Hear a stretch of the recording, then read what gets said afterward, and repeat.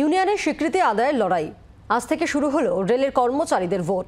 ব্যারাকপুর স্টেশনের ১ নম্বর প্ল্যাটফর্মে ভোট নিয়ে অশান্তি।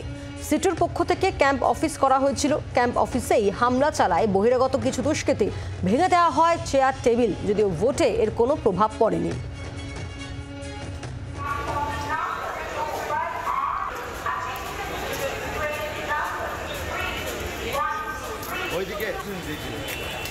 বরুণ সেনগুপ্ত রয়েছেন টেলিফোনে। প্রতিনিধি বরুণ, আমরা যে ছবি দেখছি যে রীতিমতো ভাঙচুর হয়েছে, চেয়ার টেবিল ভাঙা রয়েছে, কারা করলো এবং কি জানা যাচ্ছে পুরো বিষয়? দেখো, ইউনিয়নের যে লড়াই, অর্থাৎ ইউনিয়নের স্বীকৃতির লড়াই কিন্তু শুরু হয়েছে রেলের। সেই রেলের কিন্তু আজকে থেকে ভোট শুরু হয়েছে, চলবে 3 দিন, অর্থাৎ আজকে থেকে কাল পরশু পর্যন্ত ভোট হবে। সেখানে রেল কর্মীরা তারা কিন্তু ভোট দেবেন। ঠিক এরকম ভোট চলছিল, সেই সময় সিটুর একটি ক্যাম্প অফিস তৈরি করা হয়েছিল ব্যারাকপুর 1 নম্বর প্ল্যাটফর্মে। সেইখানে কিন্তু দুষ্কৃতীরা আসে এবং দুষ্কৃতীরা এসে ব্যাপকভাবে চড়াও হয়।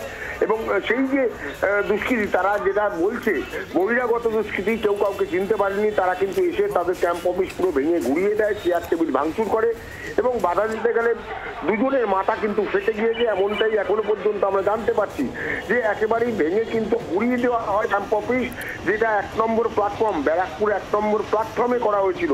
সেই ক্যাম্প অফিস কিন্তু ভেঙে গুড়িয়ে দেওয়া হয় এবং মারধর করা হয় বেশ কয়েকজনকে। তার মধ্যে দুজনের মাথা কিন্তু একেবারে ফেটে গিয়েছে, তারা প্রাথমিক চিকিৎসা করছে।